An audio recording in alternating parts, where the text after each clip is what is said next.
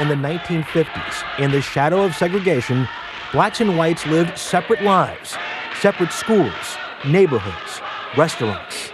What was so different about us that would cause us to be so unattractive that people would just close the doors? And just like today, some people thought it was time for change. There comes a time when you have to stand up. For Joseph McNeil, Franklin McCain, and their two college dorm mates, that time was February 1st, 1960, the day they walked into a Greensboro Woolworths and sat down at the segregated lunch counter.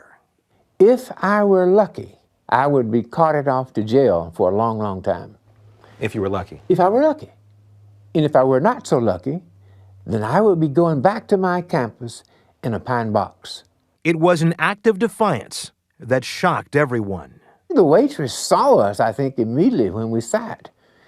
But she was so stunned. Remember exactly what she said to you? You boys can't be served. You're going to get yourself in a lot of trouble. How would you describe the way you were feeling? Were you nervous, scared, exhilarated? I certainly wasn't afraid. And I wasn't afraid because I was too angry to be afraid.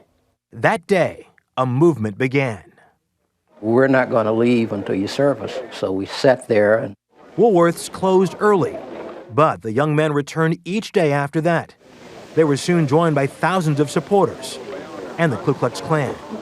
What was the worst thing anybody said to you, anybody did to you? they used every negative word, a curse word. But there was one woman both say they will never forget. An elderly white woman, probably in her, I'd say, 70s or 80s. She whispered in a calm voice, "Boys, I am so proud of you." It was the first sustained sit-in of the Civil Rights era.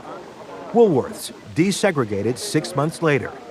The Greensboro Four had inspired sit-ins in 78 cities across the South and motivated other college students to become freedom riders, which is why that lunch counter ended up here at the Smithsonian. I'd only sat on a dumb stool. I hadn't even been served. But I had a different feeling altogether. A feeling that hasn't gone away.